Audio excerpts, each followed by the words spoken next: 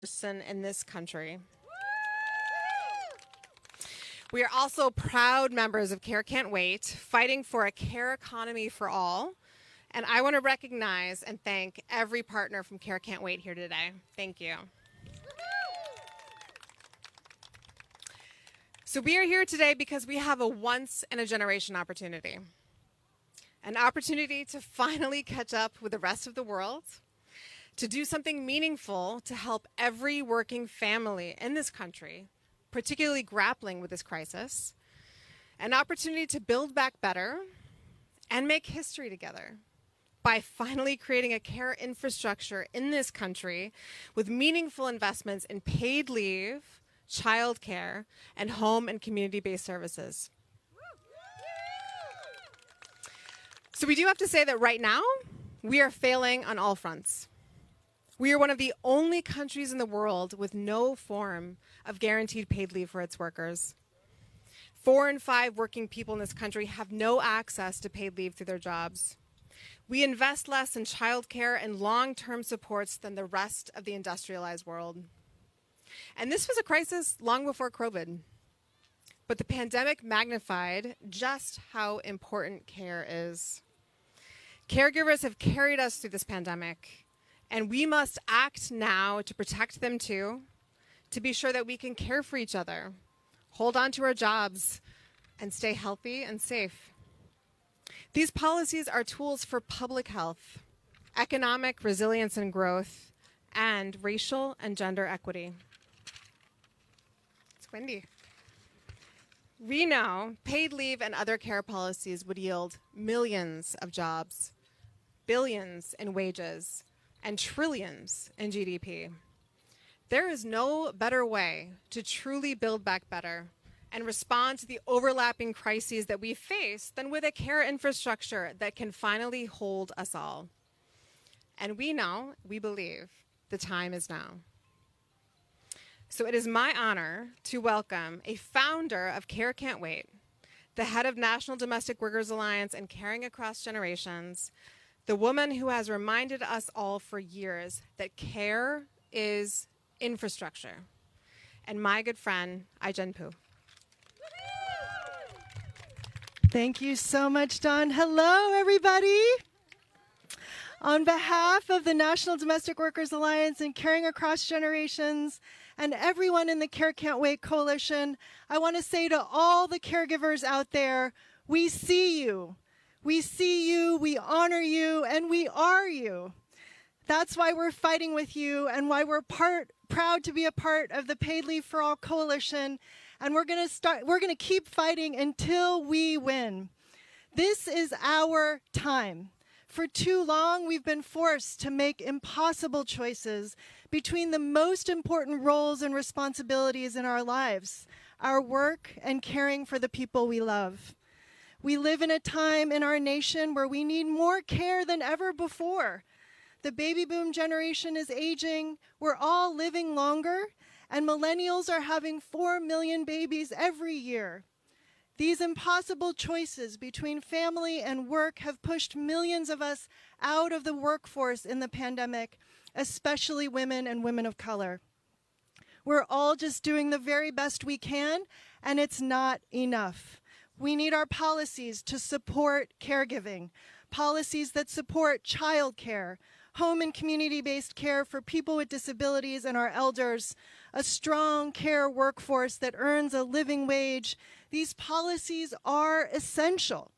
Just like we need roads and bridges to get to work, these programs help us get to work too. And you know what else we need? We need time to care. We need paid family and medical leave, especially as the pandemic rages on and the Delta variant creates new challenges. We need the ability to take time off from work, to take care of ourselves and our loved ones, and not have to worry about whether we have a job when we return. It's that simple. That's why I'm here today and why I'm so proud to be able to introduce a personal hero of mine, someone who has spent her entire life expanding what's possible for women, someone who knows how to show up and win true progress in our values and for the good of the country, someone who has been fighting for caregivers and our families for decades, the Speaker of the United States House of Representatives, Nancy Pelosi.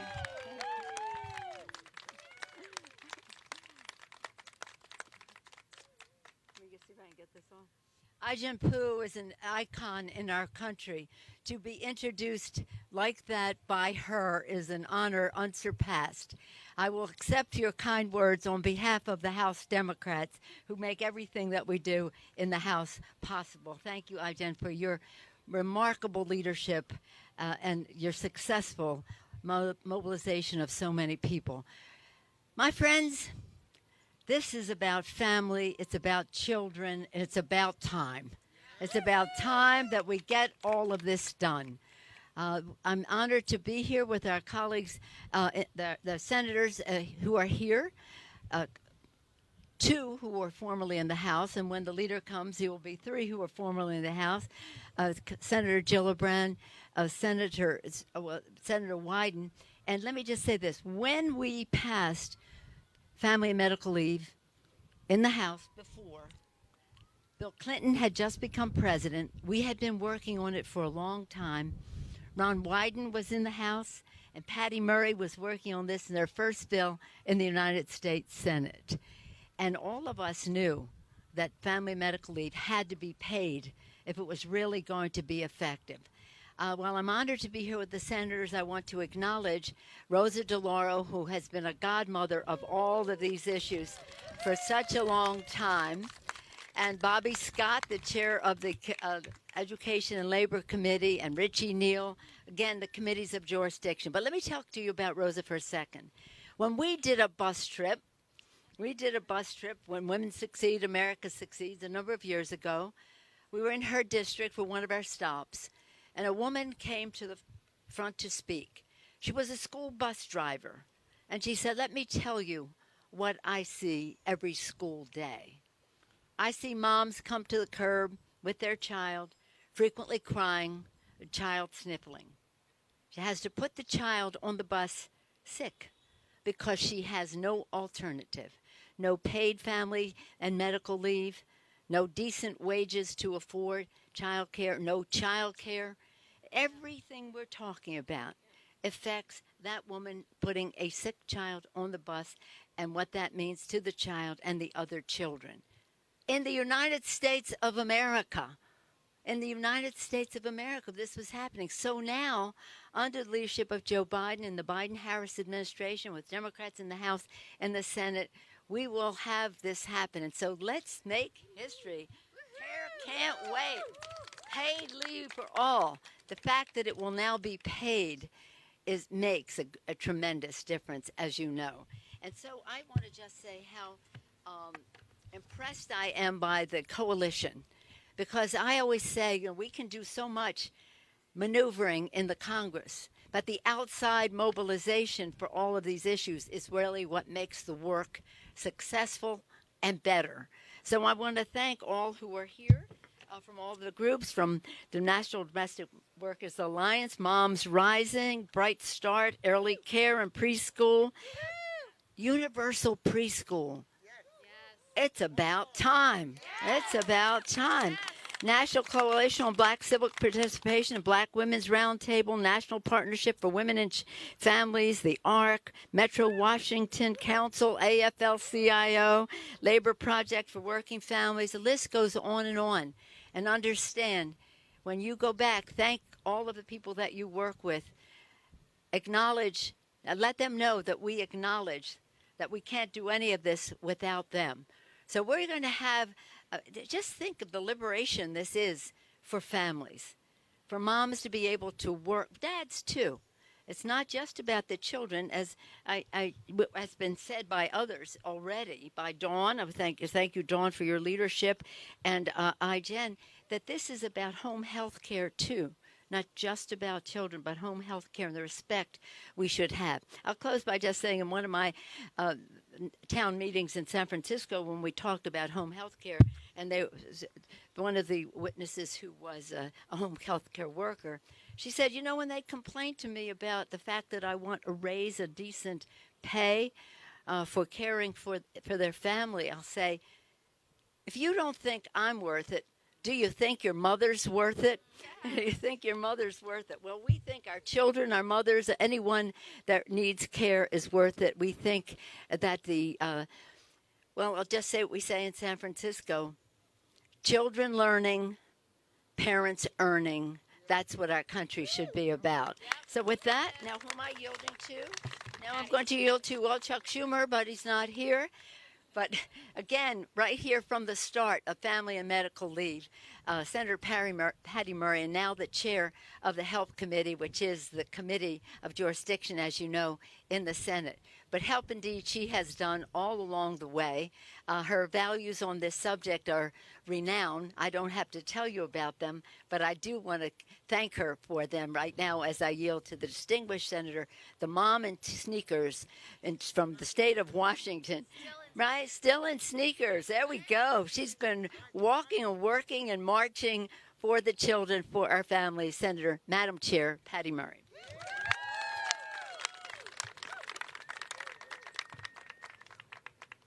Madam Speaker, it is an honor to be introduced by the longest champion I have ever known for these issues regarding our children and our ability to participate in this economy in our great country in a meaningful way. Thank you for your tremendous work, and to our allies in the House who couldn't be here with us today, but who have just been such tremendous champions and who are leading the way, along with Speaker Pelosi, to get this done. Rosa DeLauro and Bobby Scott are great partners, and I want to really acknowledge them. And I am that huge applause line. And I'm delighted to be here with Senator Gillibrand, who was the original introducer of the paid family leave in the Senate, who has not stopped advocating and fighting for this every step of the way. We're going to get there, Kirsten. We're going to get there. And the chairman of the Finance Committee, Ron Wyden, who's been our partner in getting this done. We're delighted that this is not just a women's issue, it's a men's issue. He is representing all the men in this country who know as much as all of us do how important this is. And of course, to the great advocates and leaders behind us, thank you for being there every step of the way. You know, thank you to the Paid Leave for All team for this incredible event and what you're doing, for everyone who's here and all of your support. As the speaker said, I have been fighting for paid leave since I first got into politics. And when I first came into the Senate back in 1993, the very first bill on the floor that we worked for weeks to get passed under Senator Ted Kennedy was the Family and Medical Leave Act, and it was a huge accomplishment. But it was unpaid, but it did allow people to take time off when someone in their family was seriously ill. But it was clear at the time that was just the first step. 1993, first step, and we have been fighting every day since to build on that progress and pass paid leave for all. You know, today we're the only developed country in the world that doesn't guarantee paid leave. That's astonishing. We are the only developed country where working parents can't afford to take time off after giving birth, or after a partner's delivery, or after adopting a child, or where workers have to choose between a paycheck and taking care of themselves or a child or a loved one who's seriously ill. That is unacceptable in the United States of America.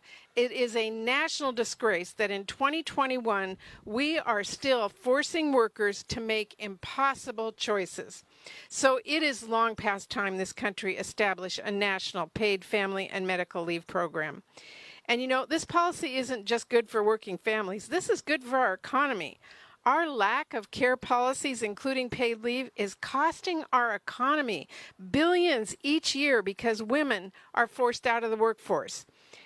And paid leave wouldn't just help employers retain their employees and boost productivity. It's going to help small businesses compete on a level playing field with larger corporations who offer paid leave. Paid leave is going to keep our communities healthier.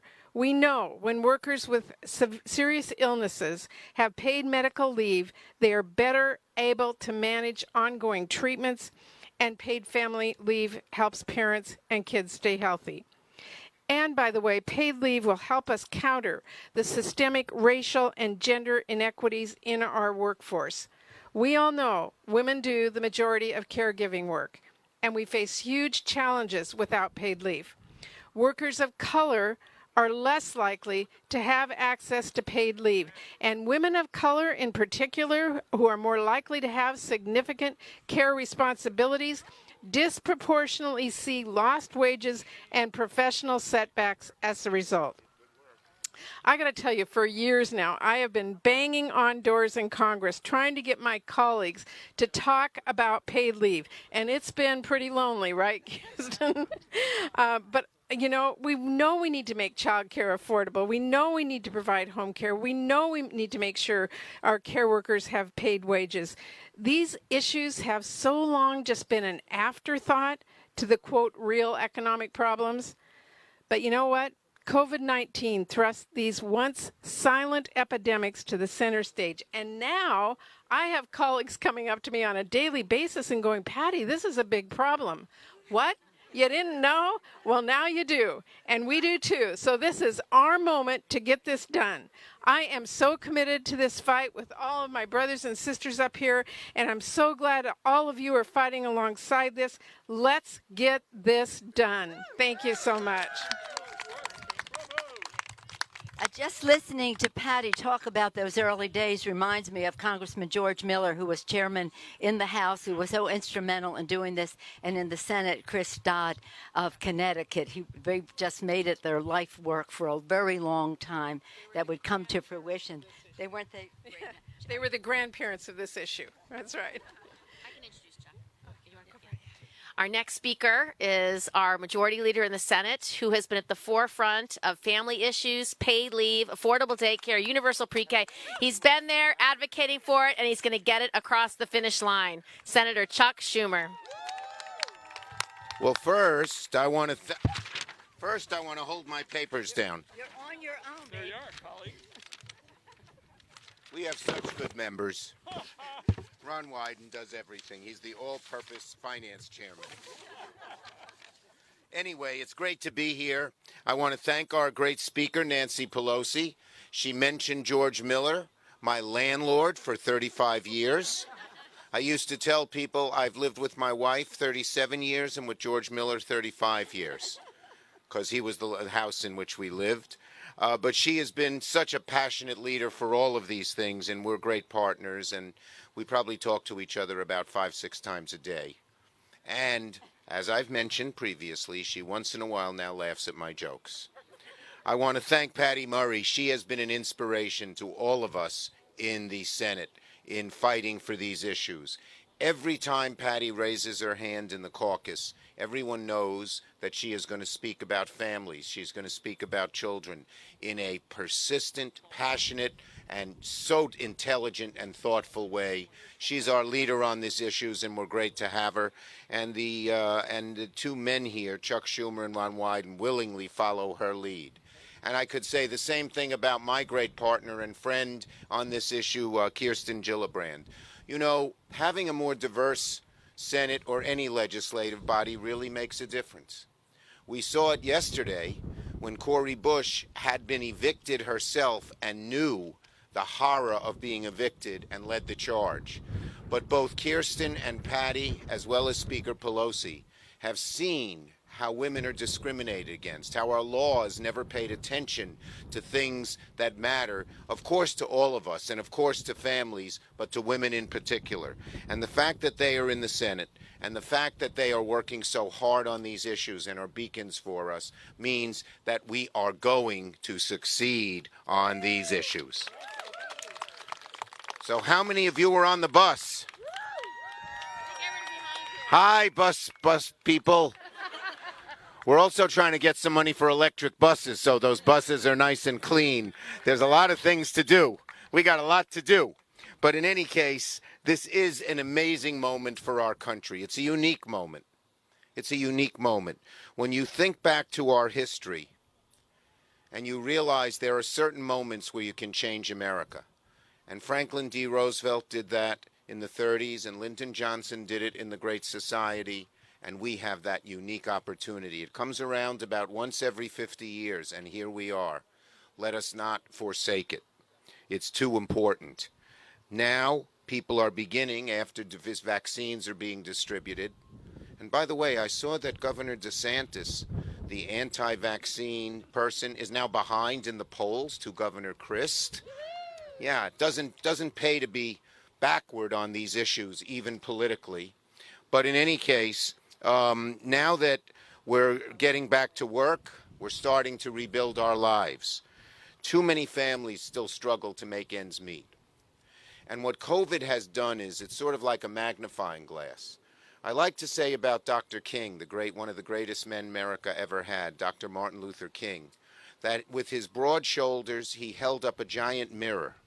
And then with his intelligence, his eloquence, and his faith, he forced America to look into that mirror, and they didn't like what they saw, and that began the long road, which we're still trotting, of racial equality, towards racial equality. Well, COVID, in a different way, did the same thing. It exhibited all the problems in our society. It exacerbated the problems of lack of child care. It exacerbated and showed the problems of lack of sick leave and family leave. It showed how families in modern America are struggling. The old days, when there was, when I was a kid, my father was an exterminator. My mother was what's called a housewife. She stayed home. And when the car broke down, when they didn't have money, when someone got sick, when someone had to travel, when someone was having a child or had a parent who was very sick, there was at least one parent always there. Do you know what percentage of families are like that now? About 16% of all families are two-parent families with only one parent working. The rest are either single parents or both parents working, because you can't survive unless both parents work if you're a two-adult family. And so we need these changes. COVID showed we needed these changes. We needed them before COVID, but COVID highlighted these changes. And that's why what President Biden has done with his Build Back Better and the families part of Build Back Better is so, so vital. Whether it's paid leave, which I know people took the bus trip for, or home care, or child care, we need it all. We need to help average families, middle-class families, deal with the struggles they deal with day to day. We need to help those who are trying to struggle to get to the middle class make it easier. And the things we're standing for here, paid leave, family leave, sick leave, child care, and all the other issues in the Families Bill can make that happen. So, as I said when I started, this is a unique moment for all of us. Let us not pass it by. Let us not pass it by, and we will make, all of us, all of you, and not all of, but the majority of people over there, we're all going to make it happen. Thank you. There you go. Thank you, Chuck. Thank you so much, Leader. Thank you for being here today.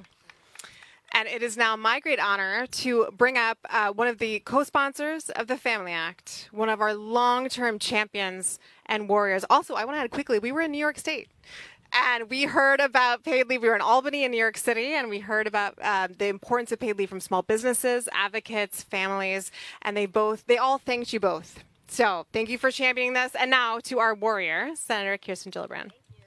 Thank you, everyone. I want to start by thanking Leader Schumer. It makes such a difference to have the Majority Leader of the United States care about national paid leave. It makes all the difference in negotiating and being at this position we are right now. 10 years. True, that's 12. Okay, all true. I want to thank our extraordinary speaker. I've never met a person who has seen her responsibility as a leader in the prism of families more than I've seen from Speaker Pelosi. She understands fundamentally that America can't recover if American families can't recover. And so she is such a not only a poignant advocate, but somebody who's lived it, knows it, feels it, breathes it, and is willing to fight for it. So thank you so much, Speaker Pelosi. I want to thank my two colleagues in the Senate. Patty Murray is such an extraordinary leader for the Help Committee. I don't think anyone's ever taken on such an expanse of issues and delivered year after year after year, whether she's fighting for paid leave or sick days or affordable daycare or universal pre-K. She's at the forefront of writing the legislation. She literally knows these issues inside and out, and I'm just blessed to work with her every single day. And I want to thank Senator Wyden because as chair of the Finance Committee, it all goes through him.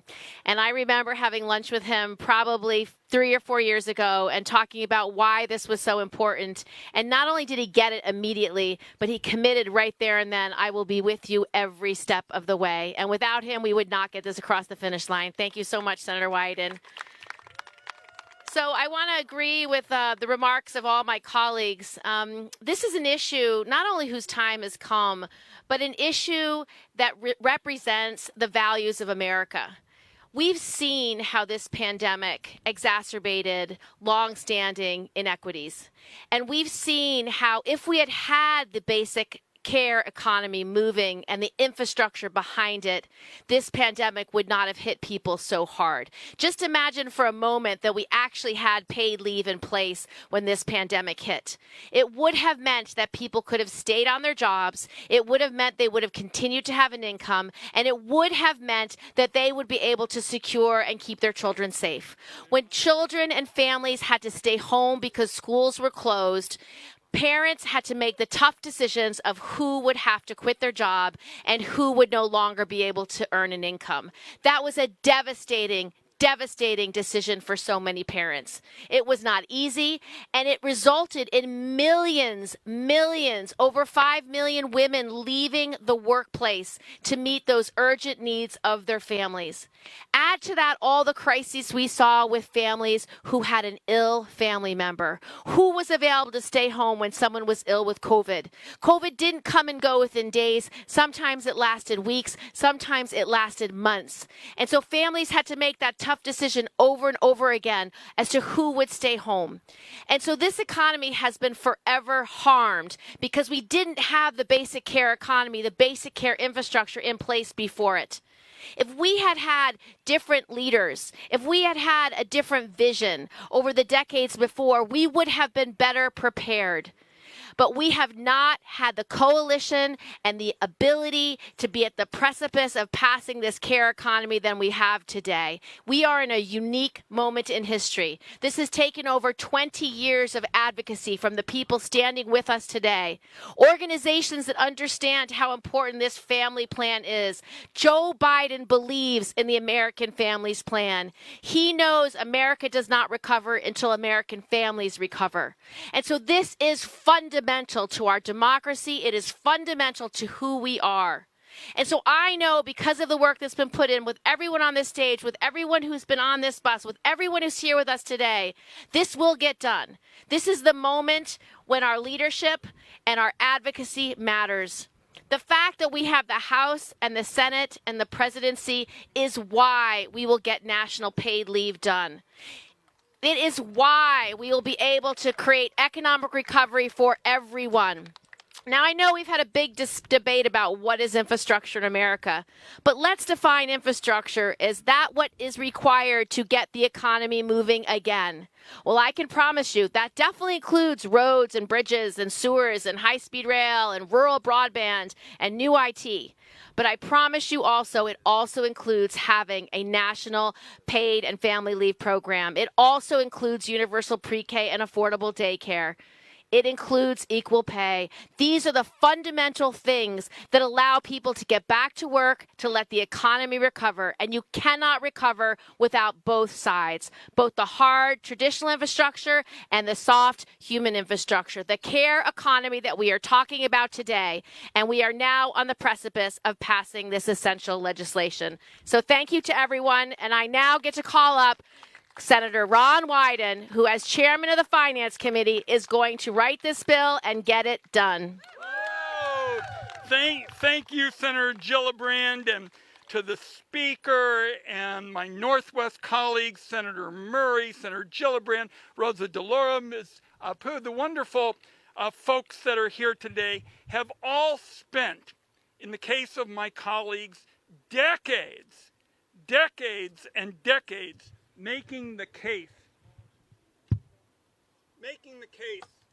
for why this is so essential.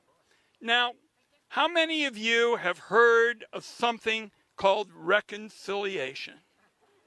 Now, I can tell you, if you walked into a coffee shop in America, you wouldn't find 1 out of 100 people who'd be up on this. But the reason I bring it up is because what all of us are showing with our presence today is we are going to be mobilizing in every corner of the country because we are going to need every single vote. Every single vote, literally and figuratively. And what I just wanted to mention, because Senator Gillibrand said it and Senator Schumer, that yes, the Senate Finance Committee, because of some technical kinds of matters that Senator Murray and I are always working out every single day, we're going to have to sign off. We're going to work together on it. But let me tell you what our pledge is today with the Speaker, with the Majority Leader, with my wonderful colleagues. Our pledge to you is when Congress gets done this fall, family leave, paid family leave, will not be on the cutting room floor. And I'll just close by saying the alternative is unacceptable. It's unacceptable that new mothers are forced to choose between recovering from childbirth or going back to work immediately. It's unacceptable that families are left with no options when a family member becomes seriously ill, something I've cared about since my days with the Gray Panthers. We're just saying those kinds of practices that have been so unacceptable are going to be part of the past. We're going to try this fall to make sure that those practices go into the dustbin of outdated policies that shortchanged families. So yes, this is part of what we got to deal with in the Finance Committee, but every one of us are going to be working every single committee because our pledge to you is we're going to deliver every single vote for paid leave. Thank you. Thank you, everybody. Thank you. Whoa. Thank you, Senator. Thank all of you for being here today. Thank you for that pledge. We're going to fight alongside you to make sure that nothing is left behind, that the whole care economy passes in this bill, that we take this opportunity. And with that, I want to invite a few friends to the stage, starting with Ruth Martin, Senior Vice President at Moms Rising, a founding board member of Paid Leave for All, and a good friend. Ruth. Thank you, Dawn. I am Ruth Martin. This is my daughter, Vivian. It's Camp Civics this week. I'm a Senior Vice President at Moms Rising, the national online and on-the-ground organization of more than 1 million members and their families. And along with our Spanish language community, Mamás con Poder, we work every day to build a nation where both businesses and families can thrive. I'm here to say that America's moms and families need paid leave in order to thrive. We need a robust care infrastructure that includes quality, affordable childcare in order to thrive. And we need lawmakers who understand the challenges we face and who prioritize our success in order to thrive. Because our country guarantees 0 weeks of paid leave, too many women must go right back to their jobs after having babies. Too many parents can't hold their child's hand during chemotherapy, and too many of us can't help our loved ones adjust to rehab or memory care. Too many of us miss our baby's first smile or our parents' last breath. I lost my mom 7 weeks ago. Losing a parent is devastating. Losing a parent during a pandemic is even worse. And doing it without paid leave is horrendous. I know this firsthand because while I have paid leave, my sister who lives in Maryland and my brothers who both live in West Virginia, where our mom lived and died, do not have paid leave. Caring for our mom, who died of lung cancer over the course of about 6 months, fell to my siblings and me because there is no care infrastructure in this country. When our mom came home from the hospital after our initial diagnosis, I went back and forth across state lines every month to help out. When my sister or I couldn't be there, my brothers had to step in to provide care. And they both lost wages, and they have families to support. It shouldn't be that way. During her dying days, my siblings and I were terrified of leaving her alone without help when the end came. It made a difficult, terribly painful situation immeasurably worse. We need paid leave in the moments that break our hearts and in the moments that fill them with joy.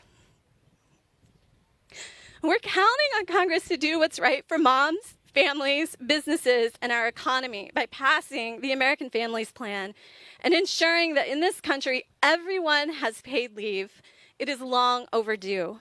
We thank you for being here, and with that, I'm so proud to introduce Marcia St. Hilaire Fenn.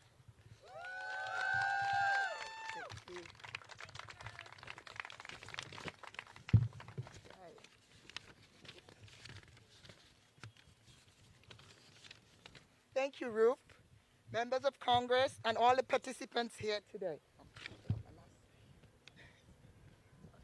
My name is Marcia St. Hilaire Fenn, and I am the founder and owner of Bright Start Early Care and Preschool in Washington, D.C., and a member of the Main Street Alliance.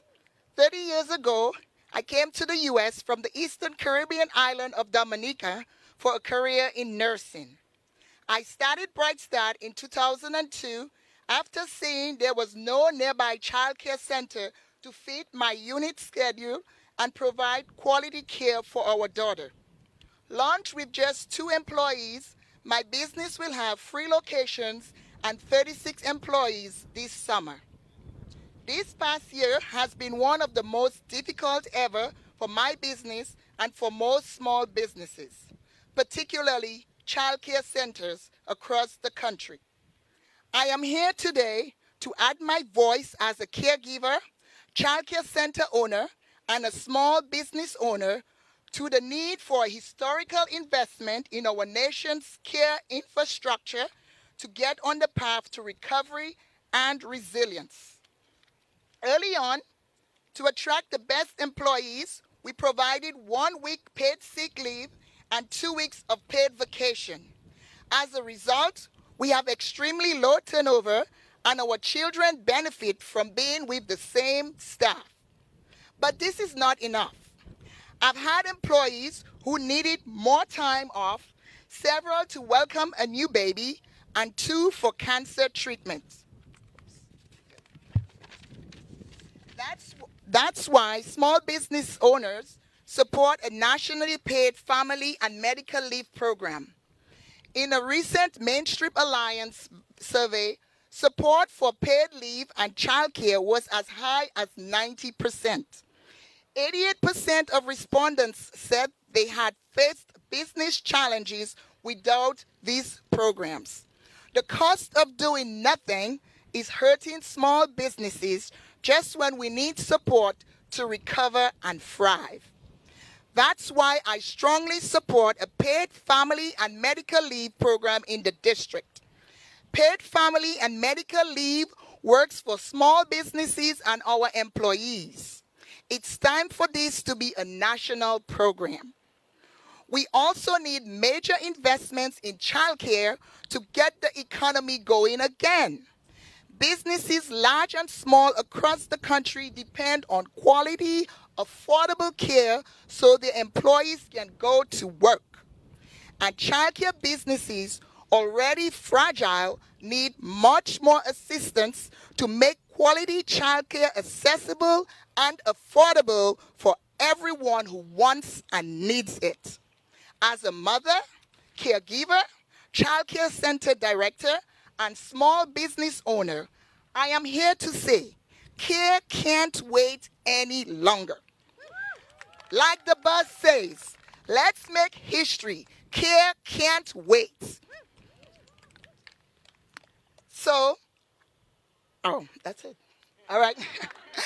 And now I would like to bring up Melanie Campbell from the National Coalition for Black Civic Participation and Black Women's Roundtable. sorry. No problem. Thank you. That's right. CARE can't wait. Can I hear you back there? CARE can't wait.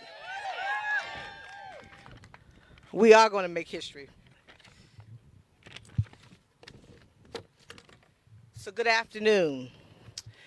I'm here today to be a voice of so many African Americans, black women and families who couldn't be here today, who are depending on us to deliver. 10 years ago, I think about Carol Joyner, I had no idea that people didn't have paid family leave till I met Carol Joyner and Ellen Bravo and Wendy Chunhu, and they educated me because I assumed, of course, everybody has paid leave or sick leave. So I thank you for that. For the black women and families, paid leave is a critical issue. Black women, we over-index in jobs that are considered frontline jobs. During this coronavirus pandemic, that was really, a light was shined on that reality. This puts us at risk of exposure to the coronavirus. And many black women working in these frontline jobs like home health care workers, grocery store workers, janitorial service workers, teachers, hotel workers, delivery drivers, and so many others do not earn enough paid leave or single day of paid leave. 68% of black women are the sole breadwinners in our households. This puts black women on the front line at work and at home, which makes us the least able to afford losing any portion of our pay.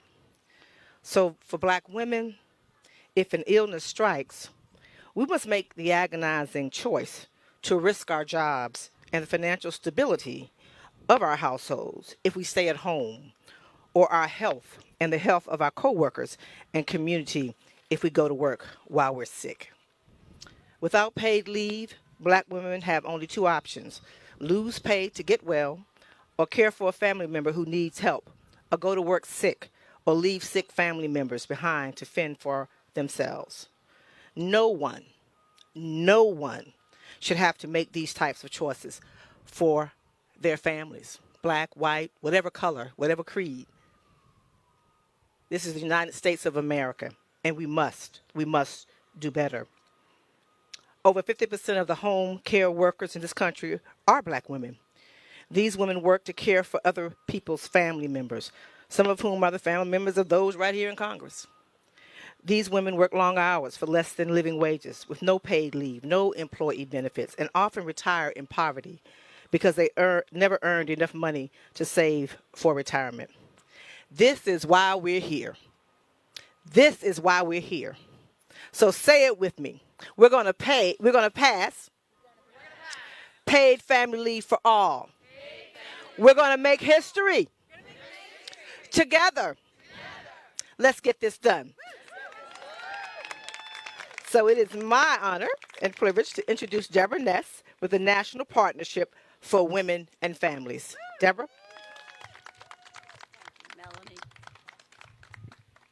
Hello, everybody, and thank you for being here. I'm here representing the National Partnership for Women and Families, which for 50 years has been working for equity and to improve the lives of women and families. But I'm also here as a daughter, as a spouse, as a mom, and as a grandmom. And as I listened to the speakers today, I couldn't help reflecting on the fact that I'm here today because I was lucky enough to have paid family and medical leave. I was lucky enough to have a job where I could stay home to recover from a burst appendix that almost killed me. I was lucky enough to be home in the final weeks of my husband's life. I was lucky enough now to be able to help my 90-year-old parents make probably the most important transition in their lives. And if I have that opportunity, everybody should have that opportunity. And there are too many women and families who are suffering because they don't have that basic right and protection. This is not only a moral imperative, it's not only a reflection of the kind of country we are, but it is also just common sense. Senator Gillibrand talked about the fact that there's a cost to this stupidity of not having better policies in our country. And the numbers that have most recently been crunched show that women's participation in the workforce has been going down steadily for the past 10 years. And they got a big push out of the workforce during COVID. And we're not going to see that turn around until we get policies like paid family and medical leave and child care and home and community-based care, and until we have decent wages and benefits for the people who provide the care. So we can put a number on it. Those families with women who can't be in the workforce because they have to care for themselves or their families are losing $237 billion a year. That's money left on the table. And it's costing our economy $650 billion a year. If we were participating in the workforce in the same way that every other wealthy country in this world participates, our GDP would have $650 billion more a year. So this is not just a moral imperative, it makes economic sense. But for all of us who are on this stage today, all of you who are in this crowd, I think you're here because you know that this makes sense at every level of our being. We cannot be a country proud of who we are if we are leaving people in the most desperate straits at the time when they are in the most desperate need. So we will get it done. It's been 28 years since we passed family and medical leave. That's way too long. And care for people who are sick, care for our kids who are home, care for our elders, care for our spouses. That care can't wait. And so we're going to pass it this year. Now, thank you. And now it is my pleasure to introduce Nicole Jorvik, who is a mighty warrior from ARC. Thank you so much. Thank you so much. It's my honor to be here. My name is Nicole Jorvik. I'm the Senior Director of Public Policy for the ARC of the United States. But I'm also here today as a family caregiver, and to my brother Chris, who's 32 and has autism. Having access to both paid leave that I need to be an effective support and caregiver, and the home and community-based services, or HCBS, that he needs for independence have both been a struggle. I've missed work, just like my other family members, to provide the supports that the broken service system, an underfunded service system funded by Medicaid, couldn't in the state of Illinois that has over 20,000 people on waiting lists, both people with disabilities and aging adults, for these services. For families like mine, we must fund both access to paid leave for all family caregivers and a robust Medicaid home and community-based service system with a well-paid direct care workforce. In my role at the ARC, I am lucky to spend a fair amount of my time on the road, at least before the pandemic. Now, just a lot of Zoom. But still, what's true is that the number one thing I can say without hesitation that I hear about is a lack of supports for family caregivers and lack of enough home and community-based services and the direct care workforce and what it means to the lives of workers and the individuals they serve. When I say crisis, and that's what the direct care workforce is in, it really doesn't do it justice. Having a skilled, properly trained, and well-paid workforce is a linchpin for success for so many people with disabilities and aging adults to live the lives they choose. And in some cases, it literally can mean life and death. For people with disabilities, the workforce includes personal care attendants, home care workers, home health workers, who play a fundamental role in the lives of people with disabilities as well as aging adults. Their presence and assistance allow people receiving services to lead the full lives, and those services also allow families like mine to be part of the economy, with the peace of mind that our family members and people with disabilities and aging adults are well cared for by a workforce that is also well cared for. I know what not having that peace of mind looks like. The biggest reason that I'm here to talk about this issue is because I am Chris's sister, and our family has been impacted by that lack of family leave, paid leave, in addition to not having access to those home and community-based services. My brother lives in the suburbs of Chicago with my parents, who both work full-time jobs. Chris has a series of direct care workers who come throughout the week to get Chris out into the community.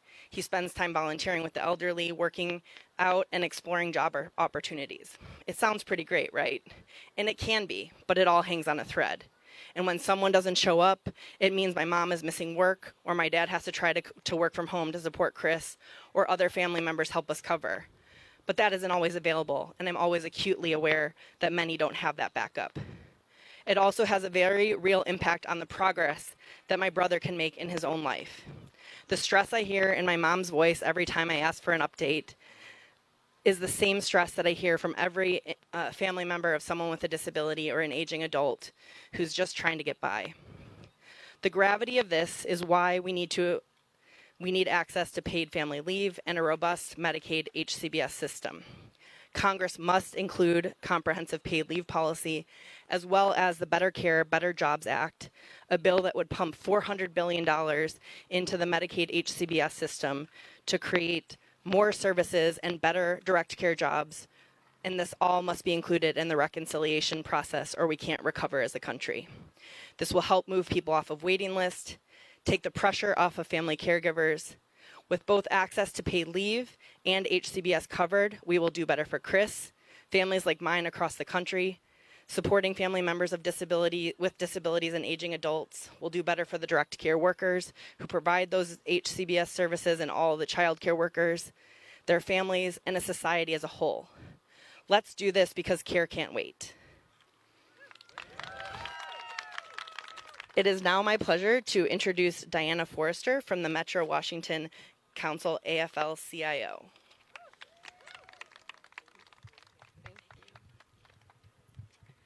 Hello, it is hot up here, and I am going to move it fast. So I'm a woman with very few words and more actions.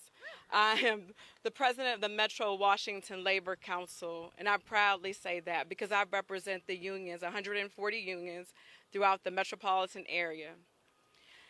And I fought for paid sick days with this young lady and this young lady, and we fought for $15 an hour minimum wage, and we fought for paid family medical leave right here in D.C.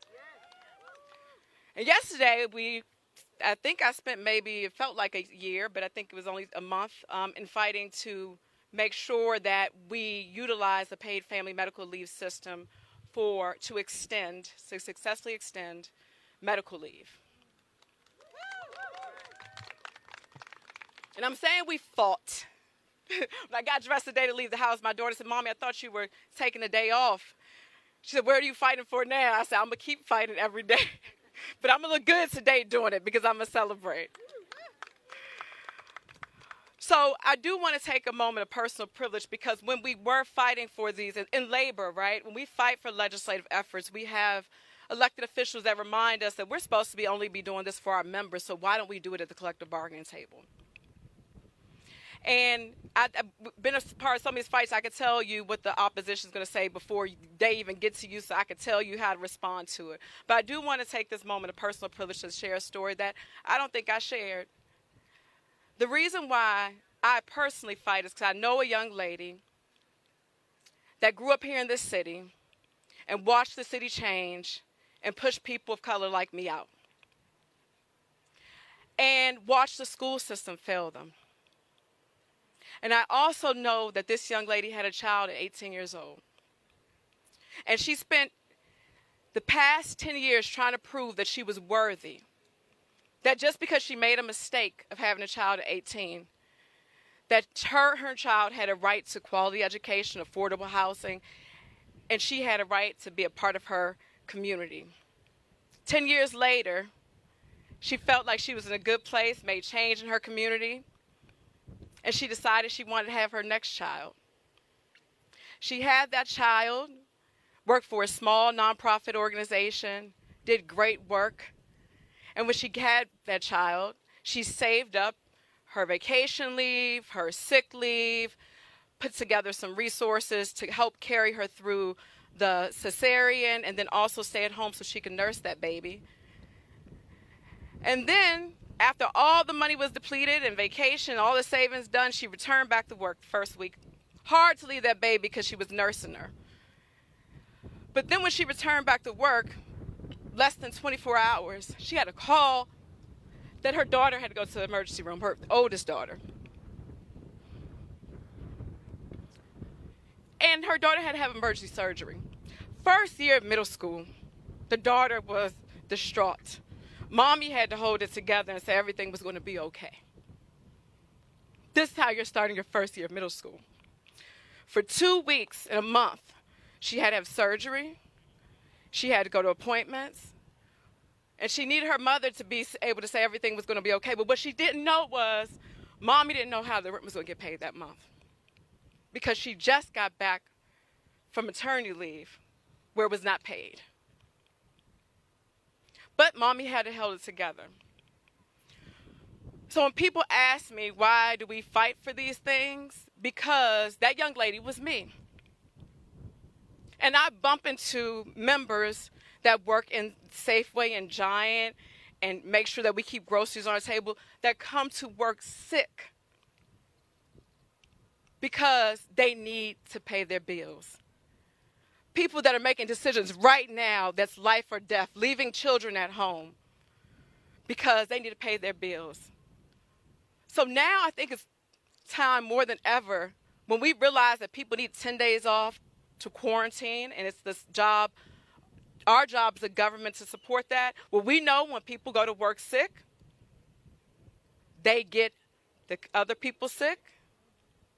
I mean, it ain't rocket science. I think the first time I heard it on the news, I was like, wow, why didn't I put that in the lobby pack? But what I will leave and say is, this pandemic has been hard on us. We've all lost people. And we had to pick up and fight.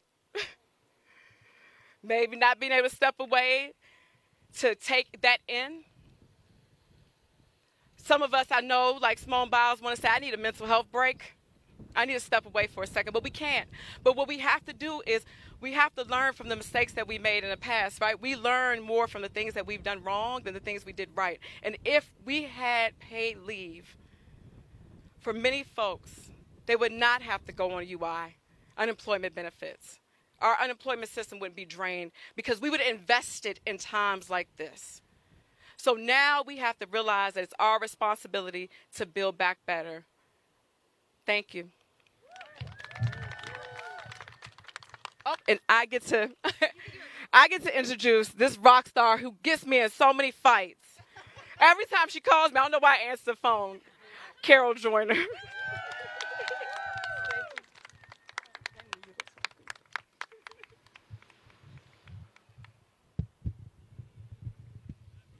this bit up here? I don't know if that will work, Carol. Okay, I have to hold it? All right. How we doing?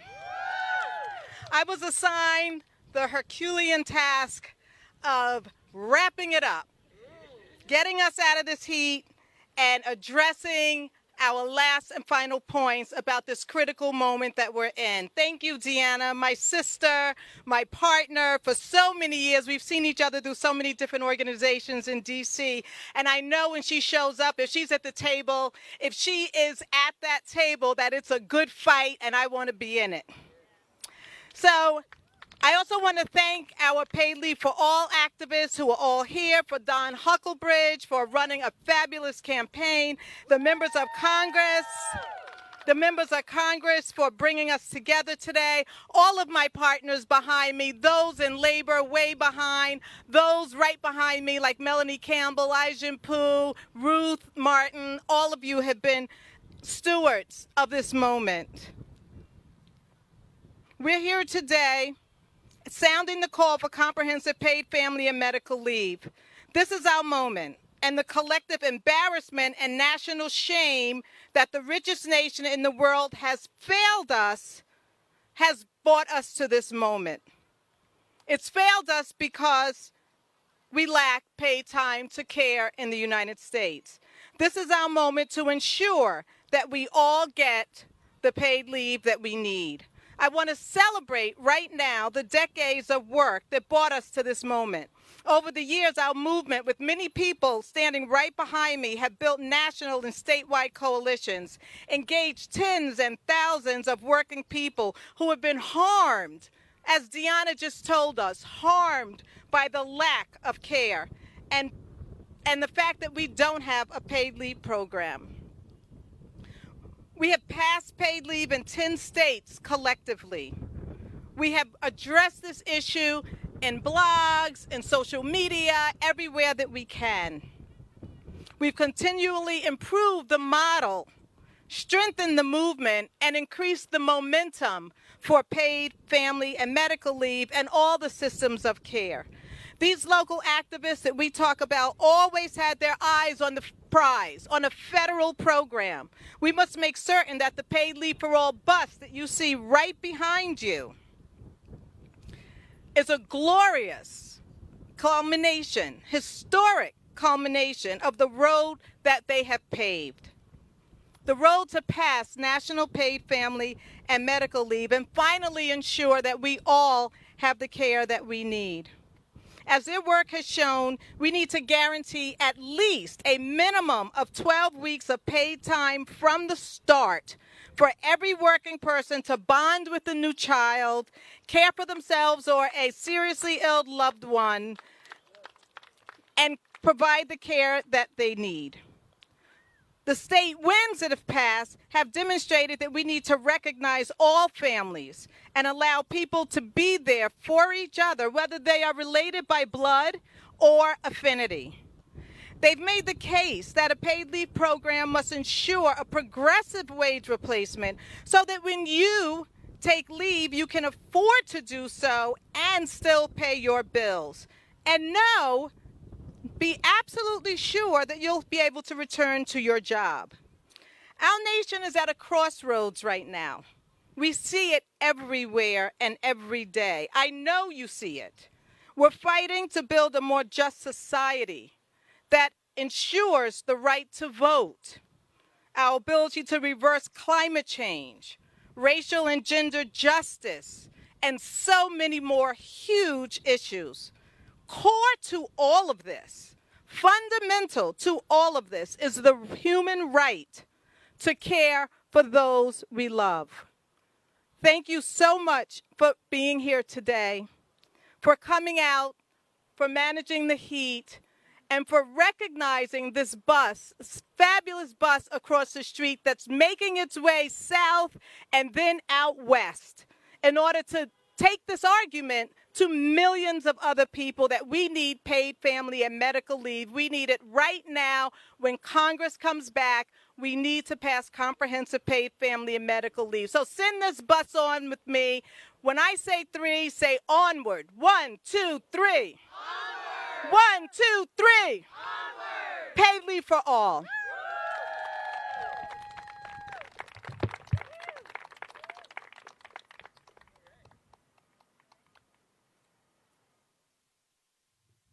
And with that, I want to add one thing you can do. If you're not joining us on the bus, you can still join in with the bus.